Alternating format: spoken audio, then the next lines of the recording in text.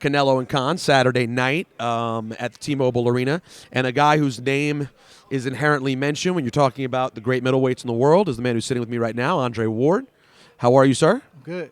First of all, let's start with the fight this weekend. What are your thoughts, just from a fan perspective, not thinking about you in the picture, your thoughts on Canelo-Khan?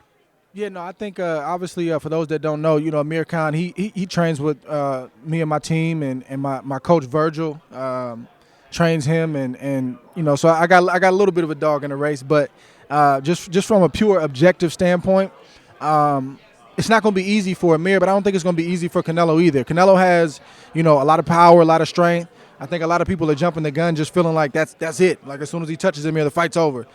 I don't think that's accurate. Anything can happen, but Amir is a lot bigger, a lot stronger than people think, and the kid is lightning fast. And this is his moment, man. He's taking this opportunity to be great. He didn't have to take this fight. He was chasing Floyd and said, man, I want to fight Floyd. That didn't work out. He said, I want to fight Pacquiao. That didn't work out. So he said, give me that big guy right there who's the middleweight champion in Canelo Alvarez. So, man, I respect him. I respect him for this, and I just think it's going to be a great, great fight. A lot of people are jumping to conclusions, saying, it's a horrible fight.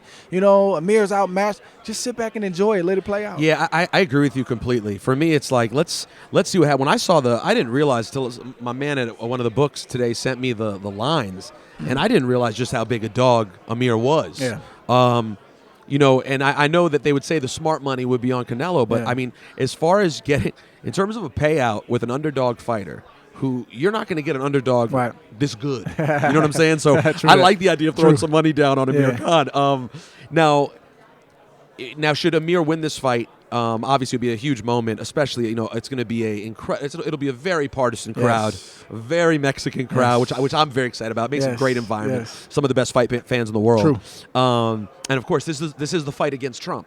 You know what I'm saying? Yeah. You have a Muslim fighter and you have a Mexican fighter. So they are all on together on one side of the fight. They are. So I'm going to enjoy that part as well. Now, if Amir somehow gets the win, does he chase Mayweather? And we'll get to what the Mayweather news of the day is in a minute. But is that something you think could happen? I don't know. I just know that if he wins this fight, he's going to be in a strong position. Yes. He's going to be in the driver's seat. And I think at that point, he could pretty much do what he wants to do. And I think him in a fight with Floyd would be amazing, especially at that point.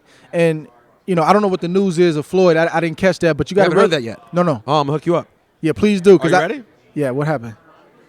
The word is being reported by The Sun in the UK, but it's seeming like a semi-legitimate story, is that Floyd Mayweather and Conor McGregor are close to signing to fight a boxing match in Vegas this summer. Wow. A payday for Floyd, they're saying, of $144 million, $10 million for Conor McGregor. And this is supposedly a real thing. Wow. What are I your wasn't thoughts? expecting that. I know you weren't. Maybe Floyd coming out of retirement, maybe Floyd fighting the winner of this fight, but not that.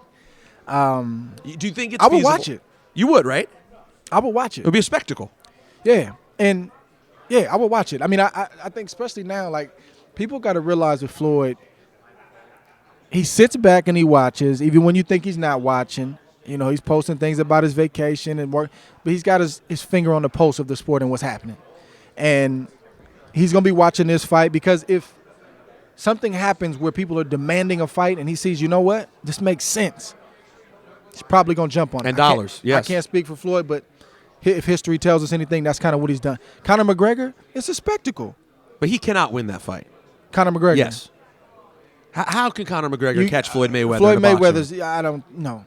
That's not feasible, is it? Just hands? No. It's just hands. Absolutely not. But I respect him signing up to try, though. Yeah, of course. I respect it, too. So, but no, that would be, and I would watch that, too. I don't even know why, but I would watch it. No, it would be because I would totally watch it, but, yeah, that's crazy. It's like Muhammad Ali and Gorilla Monsoon. Like, it's a crazy thing. Now, let's talk about you, man. You are one of the most celebrated fighters in boxing right now. A lot of opportunities out there for you. I've read that you said the Triple G fight will not happen. Listen, you're 29-0, correct? Yes, sir. You've had an amazing career.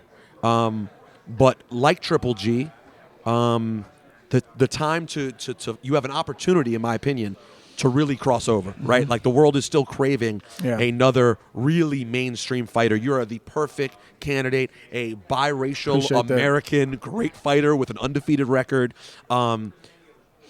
What do you think the fight would be for you that could really put you in a great position, have mainstream America really know your name? I think the fight we're moving towards right now is Sergey Kovalev, who's the light heavyweight champion. He's the man at that weight. And, I just moved up in weight my last fight, and the goal is for us to each get a fight in the summer and have a showdown for all the marbles come sometime in November. So that's what we're pushing toward, and that's the kind of fight that we need, and I think that's the biggest fight in boxing right now. Do you honestly think that's a bigger fight than Triple G?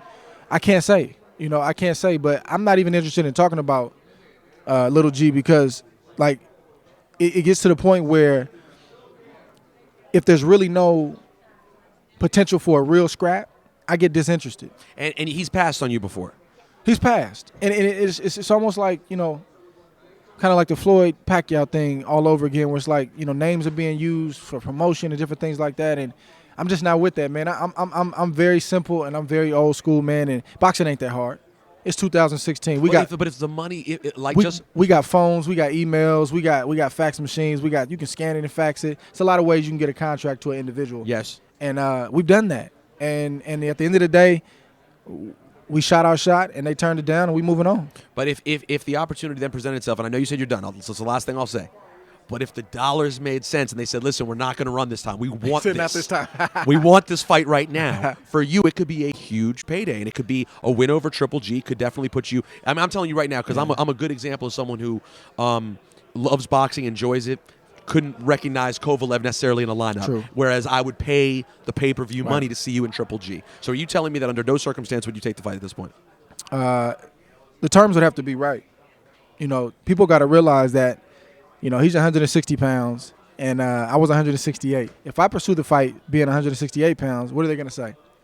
You're trying to pick on a smaller guy.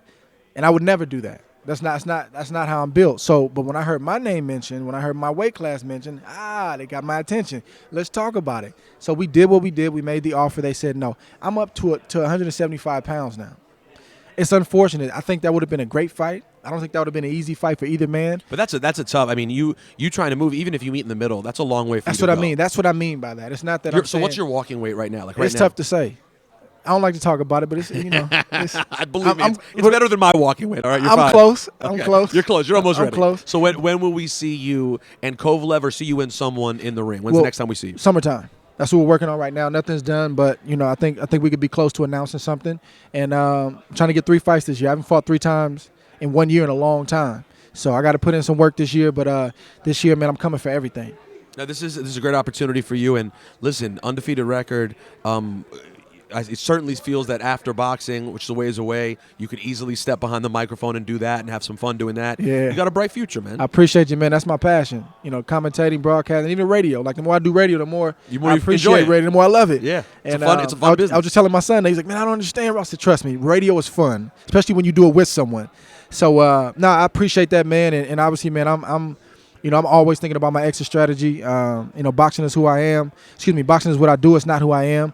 And, all of us fighters, man, we have to do our job and do it as best we can. But just understand, it's going to end at some point, and we got to put those pieces in place, man. So I appreciate that. He is one of the best fighters on planet Earth right now. His name's Andre Ward. Thank you so much, man. Enjoy this Saturday. Man.